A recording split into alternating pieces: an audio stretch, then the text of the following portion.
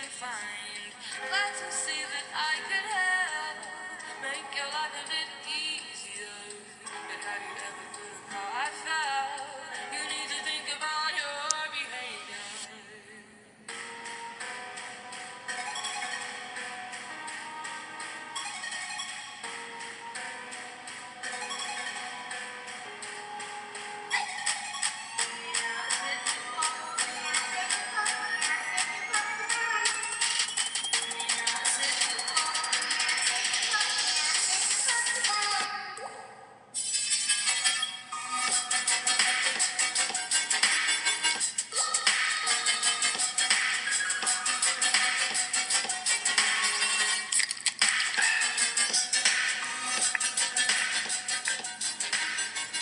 I don't know, but are y'all warm today?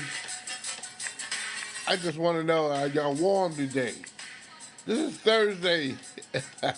This is the this is the edition of Butch On Sports. I am simply Butch, and as always, thanks for tuning in on this Thursday evening. Yes, indeed, boys and girls, we're on the air. We're definitely on the air. I apologize for not being on the air the first part of the week, Sunday, and also Tuesday.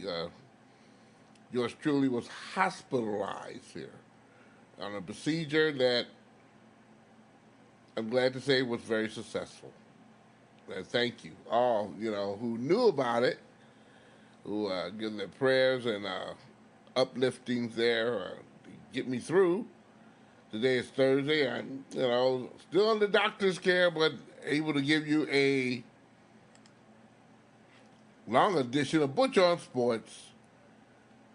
Yes, indeed. Let's get at it here. The Pistons tonight will be playing the Dallas Mavericks about 7:30 tonight, 7 o'clock, 7:30. However, before this particular brouhaha will get started,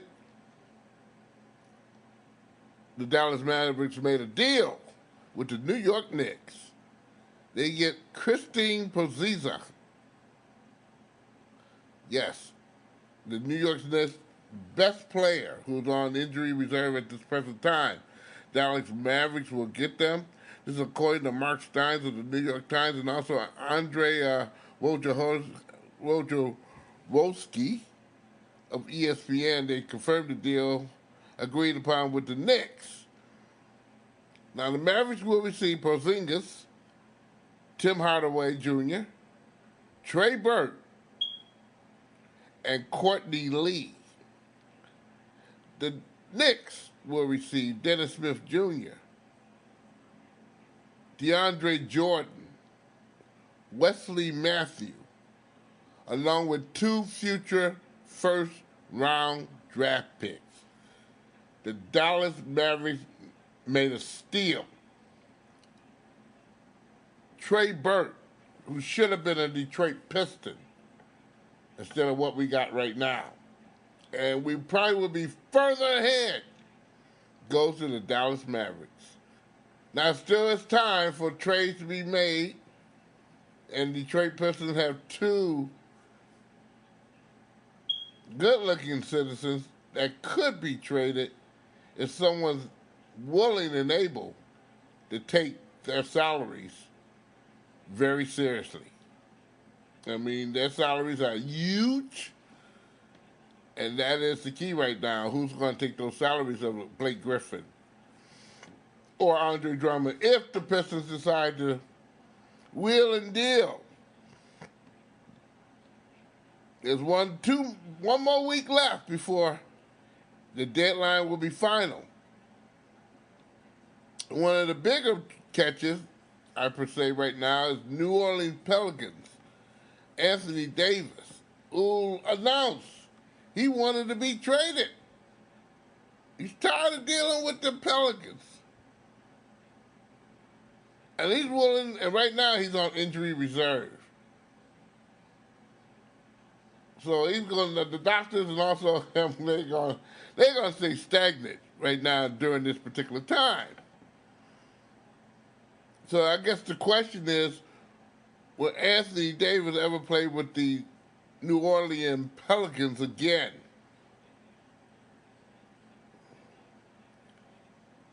Alvin Gentry said about the five-time All-Star is that he's still a big part of the team. However, the organization is still acting as Davis would never play with New Orleans again. That's the head coach. So he's not anticipating the Anthony Davis. He's going to give him time of day unless he's traded immediately. And he showed his concern he wanted to go to L.A. This doggone NBA and all these players, I mean, really, they get these requests on in on where they want to go.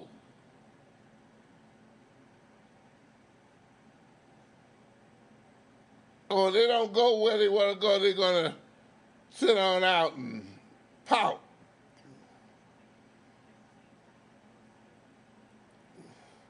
These precedents have been set in the past, by the way, ladies and gentlemen, boys and girls. So don't get upset. Let's talk about the Super Bowl. Both teams are in town in Atlanta, getting ready for Sunday. Rams got their routine on Wednesday afternoon with a 1 hour and 33-minute practice at the Falcons team facility in Flower Branch. They say it was great to get back into shape and get back into the tune again with the players and the coaches. For a couple of days, they got away from that because of the styling and profiling and the dinners and the dances and meet and greets and the interviews and the special Monday night extravaganza. It goes on and on and on and on and on. However, it's time to get ready for the game that's going to be taking place on the Sunday. I don't know who's favored and really don't care. All I know is hopefully a good game is ready to partake in Atlanta's brand new stadium that looks, boy, spanking beautiful. Talking about futuristic stadiums being built. Woo! That is a nice looking place where the roof opens up with the skies shining in it. You can get some fresh air. I always like the organizations to go do the extra mile in getting those particular stadiums where it opens up and give you daylight. And if it's inclement weather comes into play, shuts down so everything's not interrupted and goes to pot. And that's always been my complaint with stadiums built in Detroit, knowing it's going to be cold outside in April or May. But yet and still you want your clients to freeze. And then at Ford Field, they could have a soccer team here by now if just a roof would open up. But that didn't happen. They enclosed the bad boy. And no fresh green grass can grow. So now you got that particular, where you got to build another facility in order to milk that. Let me talk about the Patriots. Their first practice was Wednesday as well. They had an 88-minute session at Georgia Tech's indoor practice facility, just about a mile from the team's downtown hotel. Malcolm Brown, they reported, was in limited practice with a calf injury. Coach Belichick said that Brown was practicing and wearing his helmet, but spent most of the session on the sideline. Everyone else was still participating, and that's a good thing for the Patriots, per se, because I think they really favored in this particular meeting, the Rams and the Patriots. We all know what goes on down the road a piece, because Sunday is the day. So they can get it ready and get set and blow this to the no, not one. I'm ready for it. Y'all gonna get your snacks? I'm gonna have mine Saturday night. The Detroit Lions announced that they hired Sean Ryan as a quarterback coach. Ryan has come to Detroit after spending the previous 3 years with the Houston Texans. And you know what the Texans got down there as far as quarterbacks is concerned. So that is an improvement of some creativity, I should say, for the quarterback known as Matthew Stafford. Prior to Houston, he was a member of the New York Giants coaching staff, where he dealt with quality control, the wide receivers, quarterback coach. List goes on and on and on. On the other hand, the Lions also hired a running back coach, and David Walker announced to leave the Detroit Lions. Yes, David Walker is booking. A statement from Walker said, "I'm at peace with my decision to step away from the coaching profession to pursue other opportunities. At this juncture of my life, I realized that my family needs outweigh my desire to continue coaching football."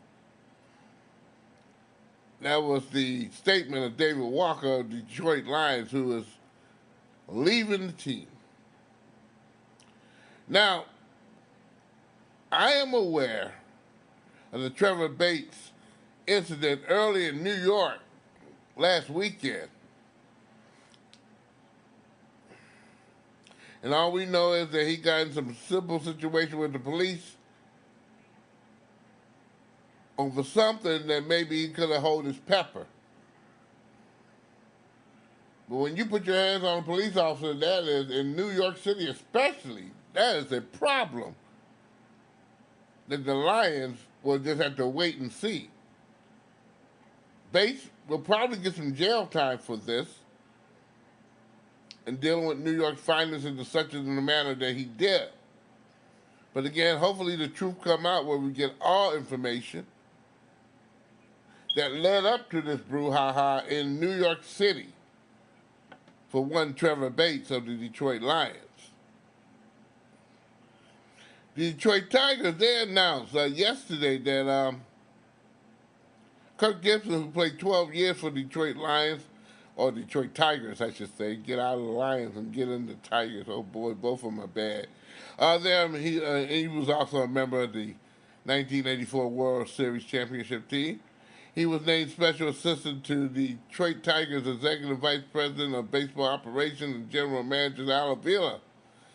In his role, Gibson will assist the on-the-field duties both in the major league and the minor league level, will be involved in all personnel meetings, travel throughout the major and minor league system, participate in community relations.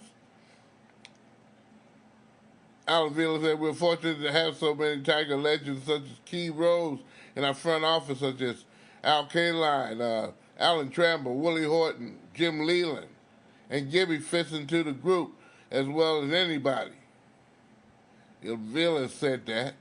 He comes already with established presence of our clubhouse, and as a broadcaster, we look forward to having him around during spring training in Lakeland while he be working with major and minor league players across the organization. That's a good thing for the Detroit Tigers.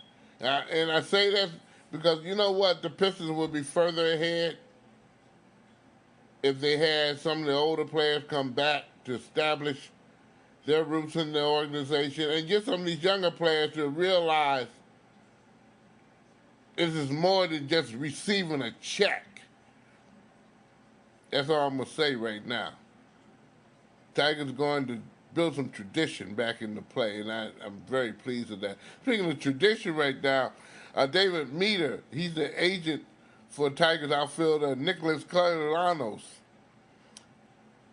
He said his client preferred to be traded before the start of the spring trading. Anthony Fedich of the Detroit Free Press, he reported that. Meter say he want to win. He wants to win and understand the direction the franchise is going right now to proceed in prospect. Just saying that.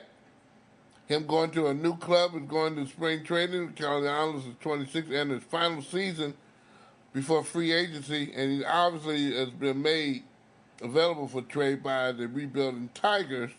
Last season, he hit a productive high of 298 in the batting average with 23 home runs, 89 RBIs, 88 runs scored, and 678 plate appearances. He used to be a former third baseman, which he was sloppy as a pig on that there. Moved to outfield right field, which he did a below average job in that position as well. But his offense is really improved, indeed, and needs to be somewhat considered as being maybe a DH. But that's not going to happen with Miguel Cabrera. He's going to come back. Hopefully he'll be able to play first base, but if he's not, you know who's going to get first dibs when it comes down to being a designated hitter. Now, we can say what we want to say, but that's what's going to be jumping off. The Braves and the Dodgers both have reported some interest in Castellanos, but those teams already signed the outfielder Nick Markakis and also A.J. Pollock, respectively.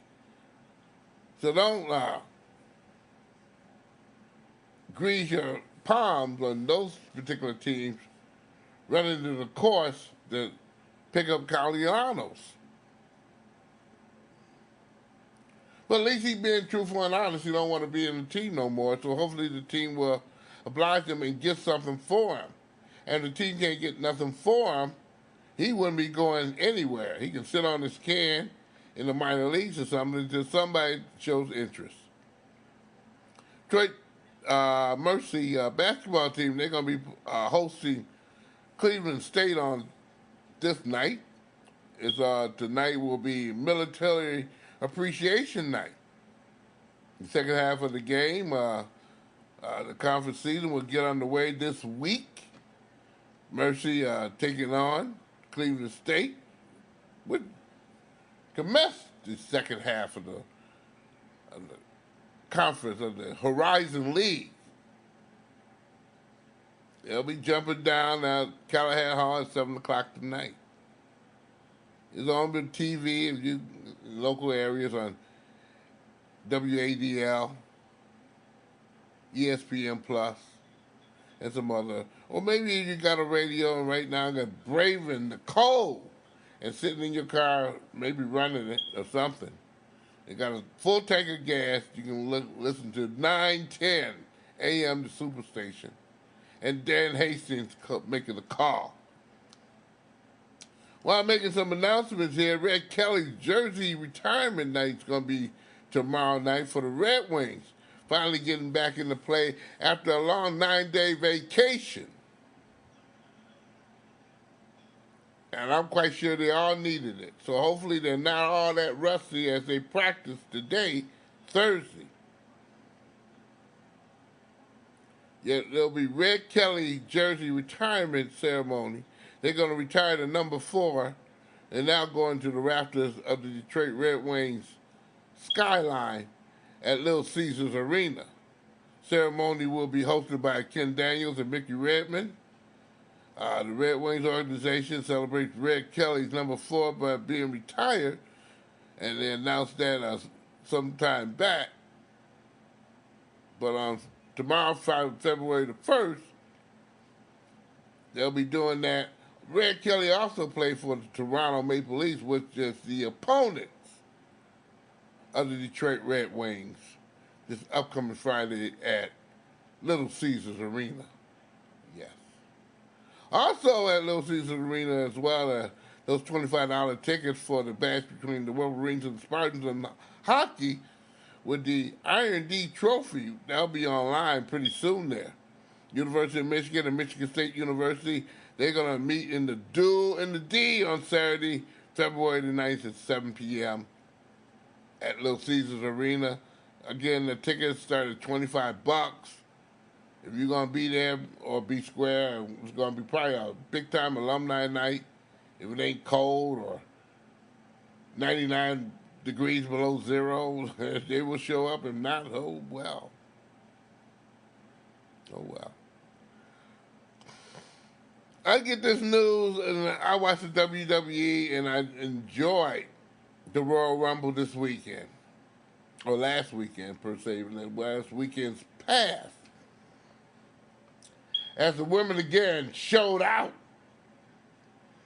on what it takes to get the job done, because they were fantastic in the matches they were in.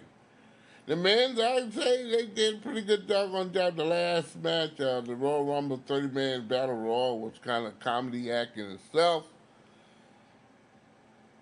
However, Seth Rollins wins, and he gets the Money in Bank little suitcase that he can run and call any match that he wants to do what he want to do. Well, it's not the Money in the Bank. He just gets the call at WrestleMania. It guarantees him to get a championship match or a match of his liking for that particular. That's what the Royal Rumble gives on up.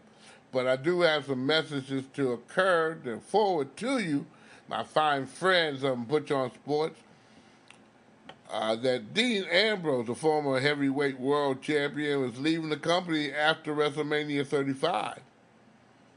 Tuesday, he announced this. The report that Ambrose had chosen not to renew his contract, which is going to expire in April, and he's made Vince McMahon aware of the decision. In a statement to the WWE, said Dean Ambrose, which his real name is John Good, he would not be renewing his contract with the WWE when it expires in April. We are grateful and appreciative that all that Dean has done with the WWE and our fans, and we wish him well and hope one day Dean returns to the WWE. That's a big loss.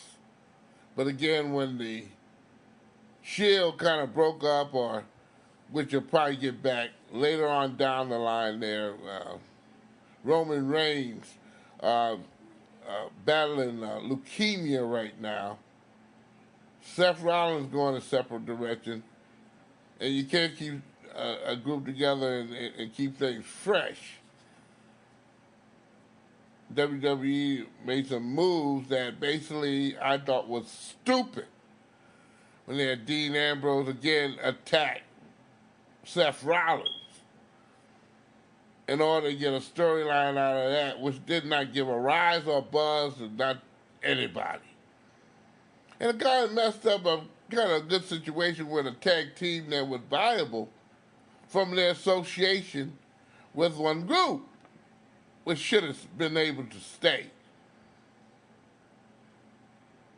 Now, I don't know what's going on behind the scenes, but, you know, wrestlers have their saying on how they direction they would need to go, but in this case, Dean Ambrose, which is Jonathan Good, his real name, said, you know, I ain't going for long with this BS. I can either be the high man or the low man. I ain't going to be no man in this. Y'all get yourself together and whatever it may be and how you straighten out your load, maybe I'll give you a call. If not, I'll go somewhere else and have some fun. And I don't blame the guy here. He's been a significant part of the WWE for a humongous amount of years, and how they write scripts and bring a wrestler from top to doggone there getting his rear end kicked every single week. I can't understand that. But they're all trying to make some money and trying to keep alive. Keep hope alive. Finally, New York Giants' Saquon Barkley has been named the Pepsi NFL Rookie of the Year.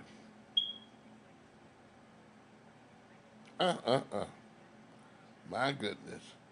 The Pistons are in play right now. Hopefully, I'm going to check and see. And we're looking at a commercial break. I'm dealing with that stalling away, so I'll keep on running my mouth. We will be on we will be on Sunday night after the Super Bowl.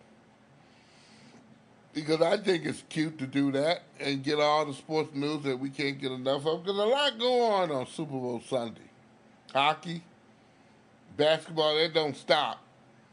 And they try to get their goodies in before that mark at 6 o'clock when all the attention is on the Super Bowl to around about 10, 11 o'clock at night. So I tell you, around about 11 o'clock, 10:30, we'll be on Butch On Sports.